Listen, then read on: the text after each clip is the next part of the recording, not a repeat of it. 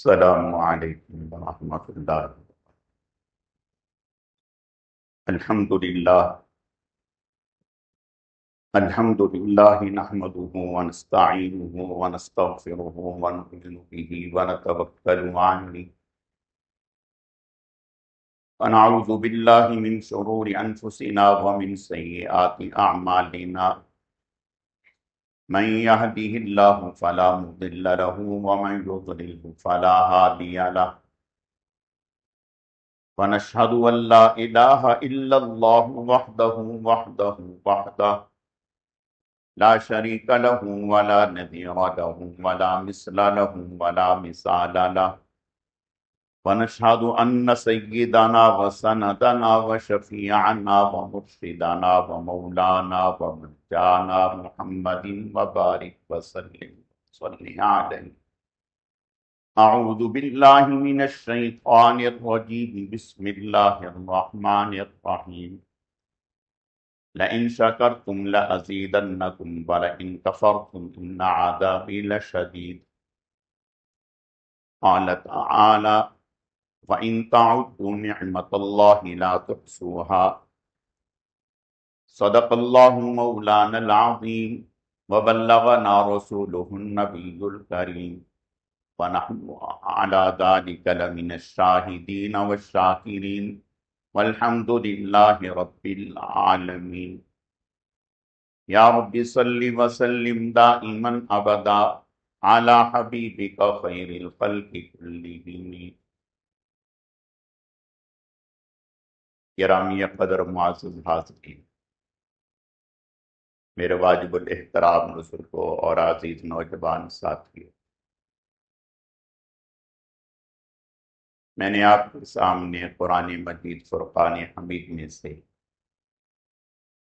دو مقامات سے دو آیت کریمہ تلاوت کی ہیں۔ رب ذوالجلال سے دعا ہے کہ وہ ذات بزرگ و برتر مجھے ان کی روشنی میں صحیح صحیح کہنے کی اور سمجھانے کی توفیق عطا فرمائے۔ پھر اللہ رب العزت کی ذات اس مختصر وقت میں جو کچھ کہا سنا جائے، اس کہنے سننے کو محض اپنی رضا کے لیے اپنی بارگاہ میں قبول و منظور فرمائے، ہم سب کی نجات اور ہدایت کا، مغفرت کا ذریعہ اور سبب بنائے۔ میری آج کی مختصر گزارشات کا موضوع اور عنوان حفظان نعمت ہے۔ یہ عنوان ہے اسی سے متعلق چند باتیں عرض کرنی۔ اللہ رب العزت صحیح صحیح کہنے کی، سمجھانے کی، سمجھنے کی، عمل کرنے کی توفیق عطا فرمائے۔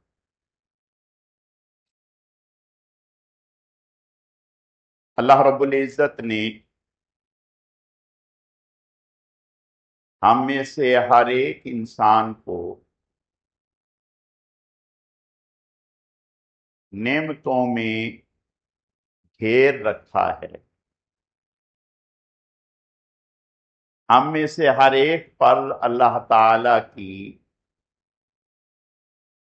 صبح و شام، رات دن بے شمار نعمتیں ہیں۔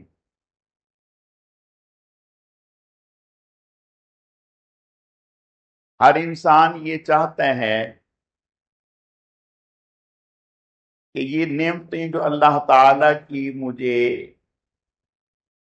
میسر ہیں، حاصل ہوئی ہیں، یہ نعمتیں باقی رہیں، کہیں ایسا نہ ہو کہ یہ نعمتیں مجھ سے چھن جائیں اور میں ان نعمتوں سے محروم ہو جاؤں۔ ہر انسان کو یہ فکر لاحق رہتی ہے۔ صحت کی نعمت ہے، مال کی نعمت ہے، اولاد کی نعمت ہے، آپس میں اتفاق و اتحاد کی نعمت ہے، اولاد کا مطیع و فرما بردار ہونا ہے، بے شمار ہے۔ ہر انسان یہ چاہتا ہے کہ یہ نعمتیں میرے پاس رہیں، میں ان نعمتوں سے کہیں محروم نہ ہو جاؤں۔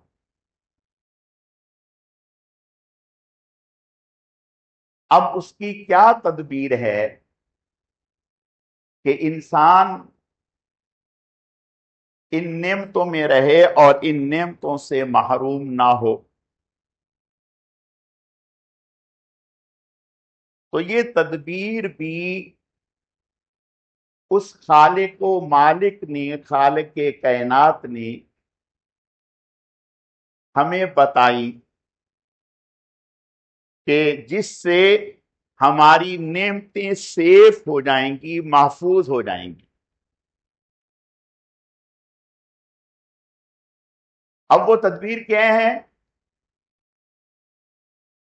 اللہ فرماتے ہیں کہ ان نعمتوں کو باقی رکھنے کی، ان کو محفوظ کرنے کی تدبیر یہ ہے کہ ہماری ان نعمتوں کا شکر ادا کریں، ہماری ان نعمتوں کا شکر ادا کریں،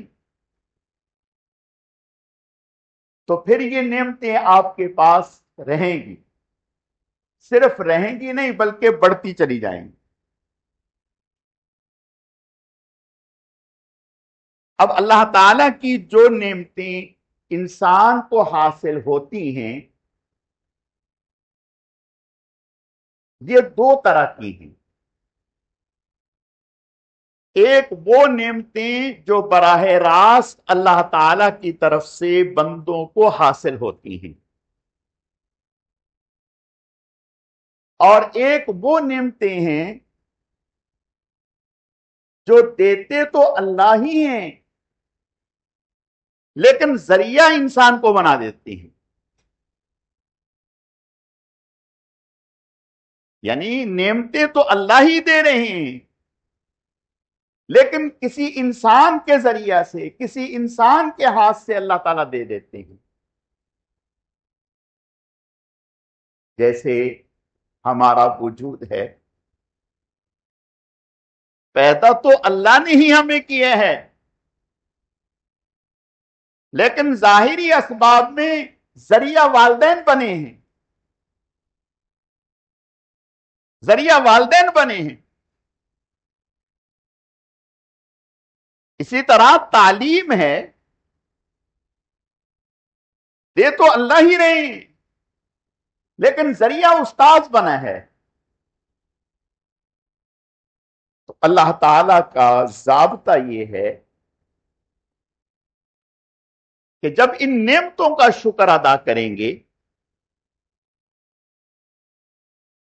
تو اضافہ ہوگا، اور پھر شکر ادا کیسے؟ دو طرح سے۔ ایک زبان سے شکر ادا کرنا، اور ایک جو نعمت جس مقصد کے لیے دی گئی ہے اس مقصد پر اس نعمت کو خرچ کرنا، یہ صحیح معنوں میں اس نعمت کا شکر ادا ہے۔ اور پھر آپ صلی اللہ علیہ وسلم کی تعلیمات ہمیں یہ بھی ہیں کہ جو نعمت جس ہاتھ سے تمہیں پہنچ رہی ہے، مثلا کسی انسان کی طرف سے تمہیں کوئی نعمت مل رہی ہے تو آپ نے ارشاد فرمایا من لم یشکر الناس لم یشکر اللہ، جو انسانوں کا شکر ادا نہیں کرتا وہ اللہ کا بھی شکر ادا نہیں کرتا۔ تو اب ادنا تقاضا یہ ہے کہ جس سے آپ کو یہ نعمت ملی ہے اس کا شکریہ ادا کریں۔ اب بھائی اس کا شکریہ ادا کیسے کریں؟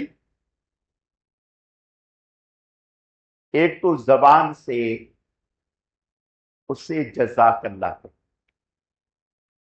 اگر زبان سے ہم نے یہ کہہ دیا جزاک اللہ، اللہ آپ کو اس کا بدلہ عطا فرمائے، تو ہم نے شکریہ ادا کر دیا۔ اور دوسرا یہ ہے کہ اپنے ایسے محسن کو اپنی دعاؤں میں شامل رکھے. یہی وجہ ہے اللہ نے ہمیں قرآن میں حکم دیا رب ارحمہما کما ربیانی صغیرا. یہ ہمیں حکم دیا کہ اپنے ماں باپ کو ہمیشہ دعاؤں میں یاد رکھیں، استاد کو دعاؤں میں یاد رکھیں، استاد کا ادب و احترام. کیوں؟ اس لیے کہ وہ اس اسباب کی دنیا میں ہمارا محسن ہے، اس سے ہمیں شعور ملا. اور ایسا ادب و احترام استاد کا کہ اگر استاد کے سامنے بیٹھے ہیں اور صفے پلٹ رہے ہیں تو صفوں کو بھی اس طرح سے پلٹیں کہ اس کی آواز تک نہ، اس کی آواز تک نہ. تو گویا شریعت مطہرہ نے ہمیں یہ تعلیم دی کہ محسن کو جو نعمت کے پہنچنے کا، حاصل ہونے کا ذریعہ بنا ہے، ان کا شکریہ ادا کریں، ان کو اپنی دعاؤں میں یاد رکھیں اور اس اللہ تعالی کی نعمت کو، اس کی قدر کریں. جو نعمت اللہ نے ہمیں دی ہے اس کی قدر. ناشکری گویا ناقدری ہے، ناشکری ناقدری ہے. تو قدر کریں، شکر کریں. جس قدر شکر ہوگا، قدر ہوگی، اللہ تعالیٰ اسی طرح اضافہ فرمائیں. اللہ نے ہمیں بہت بڑی نعمت دی ہے ملک پاکستان.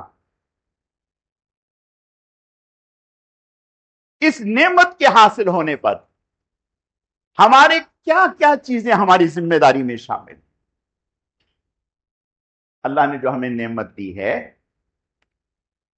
اس نعمت کے حاصل ہونے پر ہماری کیا کیا چیزیں ہماری ذمہ داری میں شامل ہیں کہ ہم اس نعمت کی قدر کرنے والوں میں شامل ہو جائیں گے.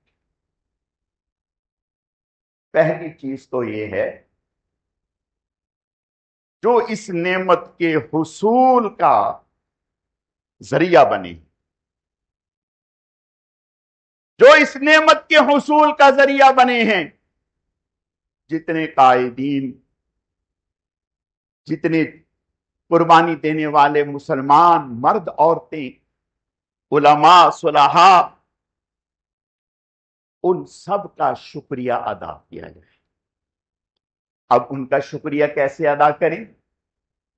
کہ انہیں ہمیشہ اپنی دعاؤں میں یاد رکھیں کہ اللہ انہی کی قربانیوں سے، انہی کی جد و جہد سے، انہی کے خون سے، انہی کے مال سے ہمیں یہ وطن ملا. اگر ان کی قربانیاں نہ ہوتی تو ہم اس آزاد ماحول میں سانس نہ لے سکتے، سکون سے نماز نہ پڑھ سکتے، اپنی تعلیم میں، اپنے فیصلوں میں، اپنے رہن سہن میں سکون کی زندگی نہ گزار سکتے. تو یہ ہمارے محسن ہیں، ان کو اپنی دعاؤں میں یاد رکھیں. تو پتہ چلا کہ جنہوں نے ہمیں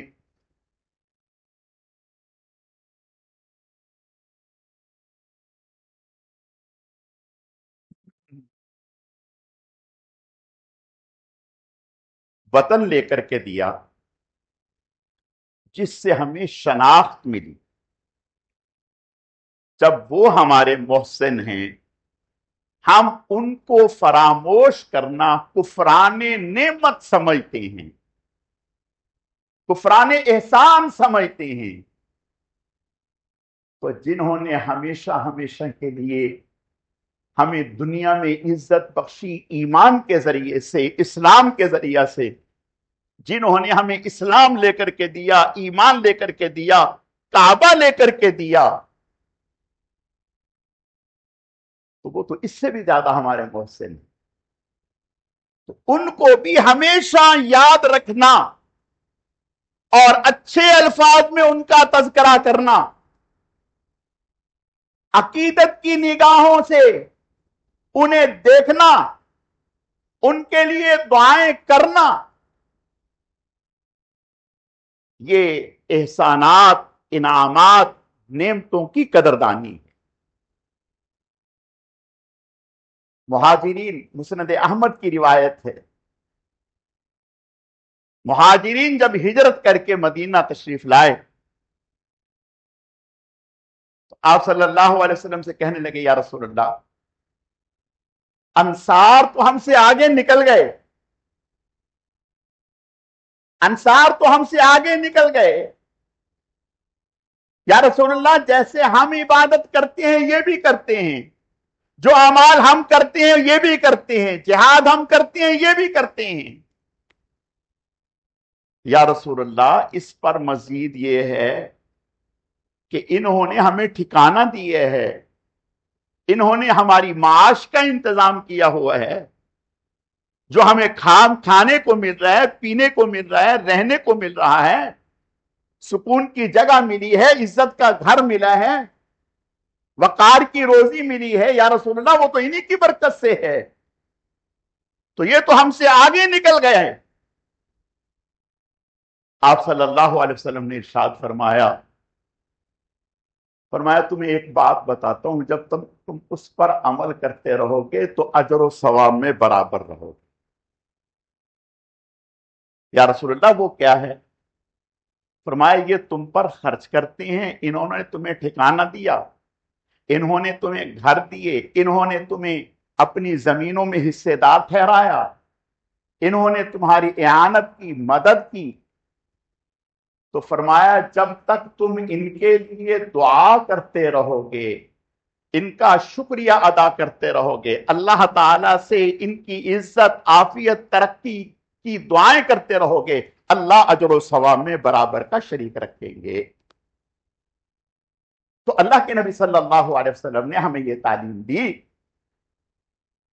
कि हम अपने मोहसिन को भुलाएं नहीं, हमेशा उसको याद रखें। तो क़याम पाकिस्तान में जितने भी लोगों ने कुर्बानियां दी, कुछ ही लोग ऐसे हैं जिनके नाम हमारे सामने हैं,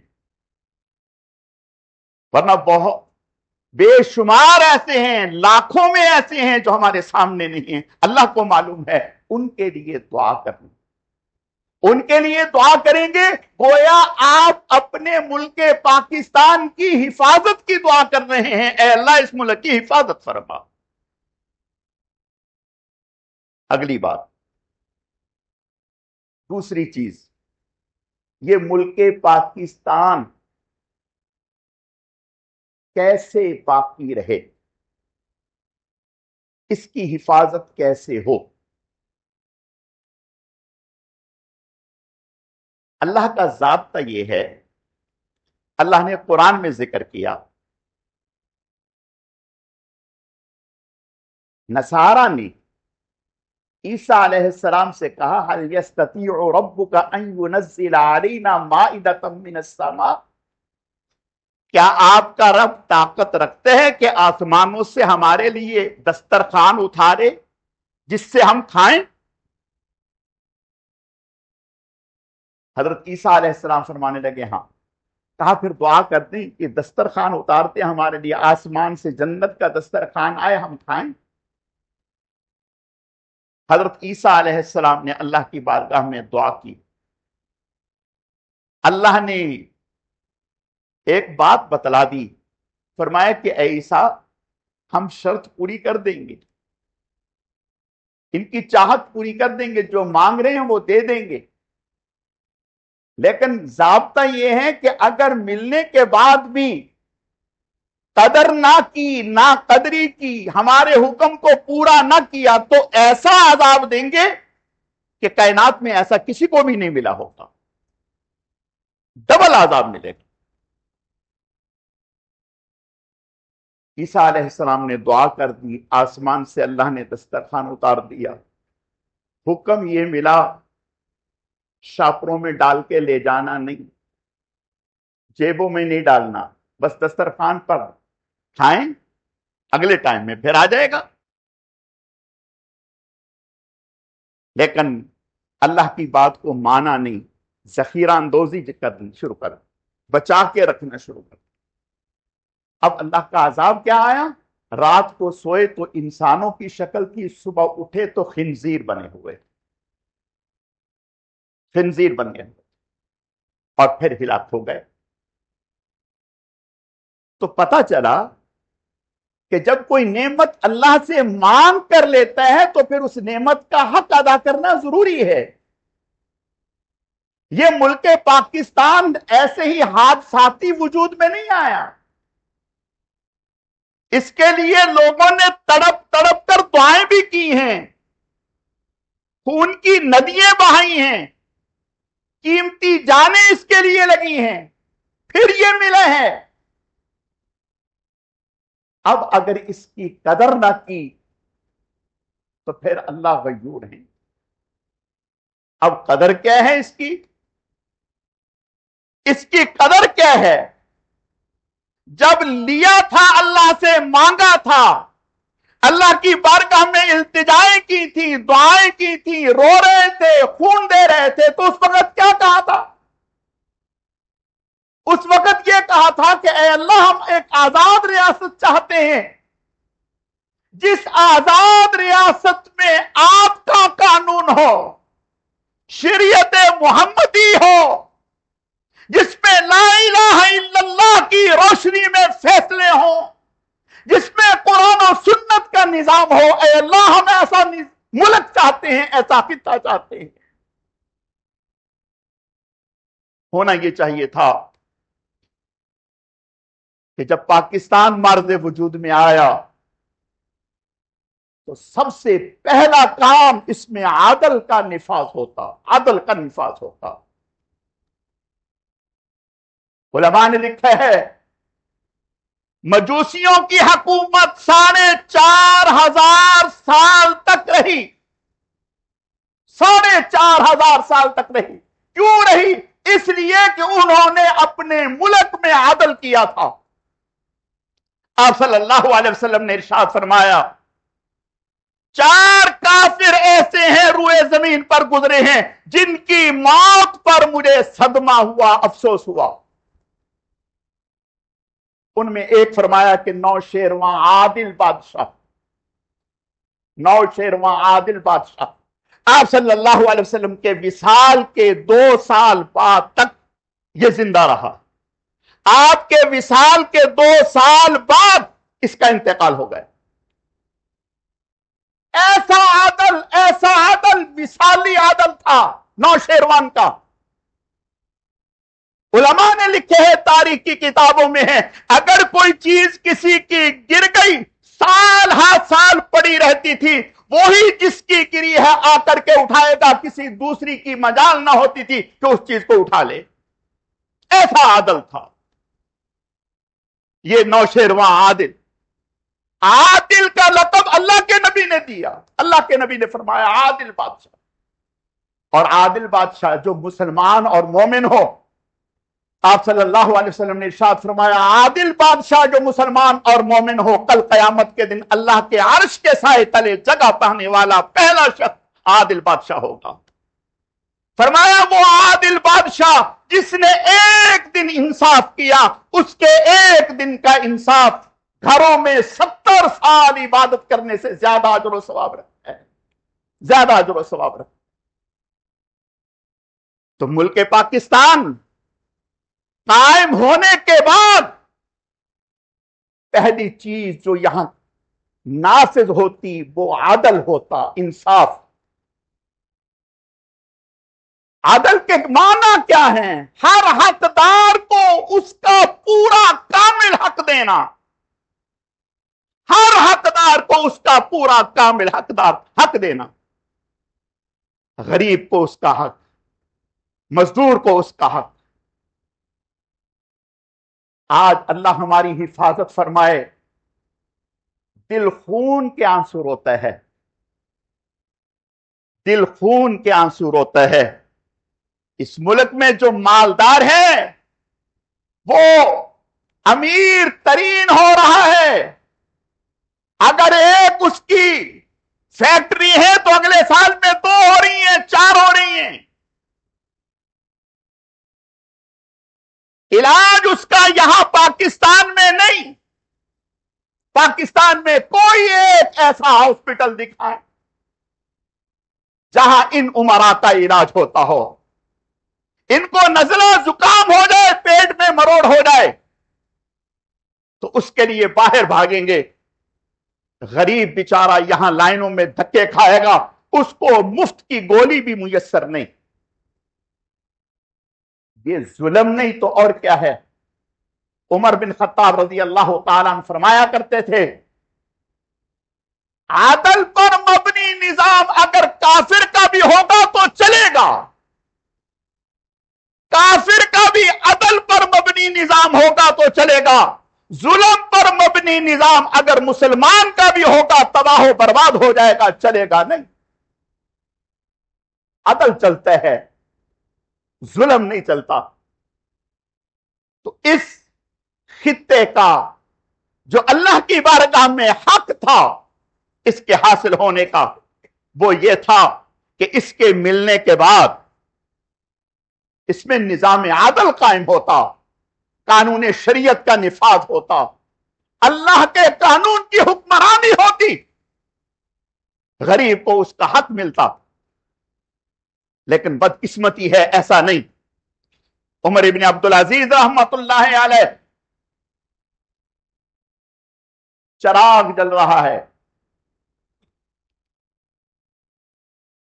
काम कर रहे थे, अचानक मेहमान आ गया।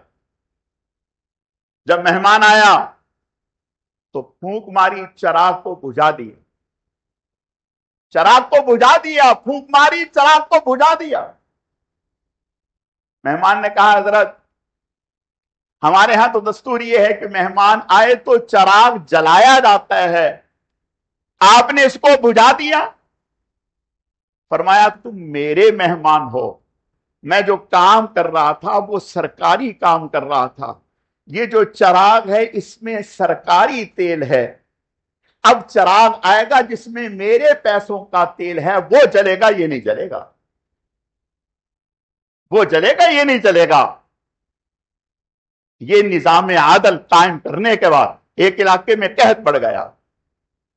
कुछ लोग आए, आकर के उमर इब्न अब्दुल अजीज रहमतुल्लाह अलैह से कहने लगे कि ये बैतुल माल जो है हमारे इलाके में कहत पड़ गया, ये बैतुल माल या तो अल्लाह का है या गुरबा का है या आपके है। अगर तो अल्लाह का है तो वो बेनियाज है, उसे माल की जरूरत नहीं, और अगर गुरबा का है तो हम मुस्तहिक हैं, गरीब हैं, हमारे इलाके में कहत पड़ गया, हमारी खालें खुश्क हो गई, हमें दीजिए हमारा हक। और अगर आपका है तो आप सदका करते हैं, अल्लाह ताला सदका करने वाले को पसंद करते हैं, नहीं तो फिर कल कयामत के दिन अल्लाह की बारगाह में पकड़ के लिए तैयार हो जाए। उमर इब्न अब्दुल अजीज रहमतुल्लाह अलैह रो पड़े, आंखों में आंसू आ गए। फरमाया, नहीं नहीं, ये आप ही लोगों का हक है। उमर इब्न अब्दुल अजीज का इस पर कोई हक नहीं, आपका ही है। और खजांची से कहा, जितने भी इस इलाके के लोग हैं सब पर खर्च कर दिया जाए, बिल्कुल इस बात की परवाह न की जाए कि इसमें 1 रुपया भी ना बचे, कोई परवाह नहीं इस बात। मेरे अजीजों, अल्लाह का हम पर बड़ा इनाम है, एहसान है। उसने तो हम पर इनाम किया, एहसान किया कि हमें यह खित्ता दे दिया, लेकिन यह खित्ता इसलिए नहीं दिया था कि अंधेर नगरी हो, जालिमाना कानून हो, गरीब का हक मारा जाए, चोरों की सरबराही हो।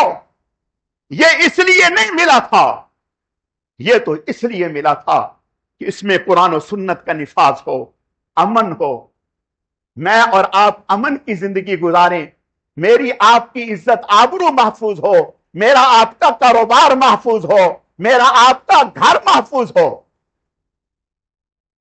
मेरा आपका ईमान महफूज हो। इससे बड़ी बदकिस्मती क्या होगी।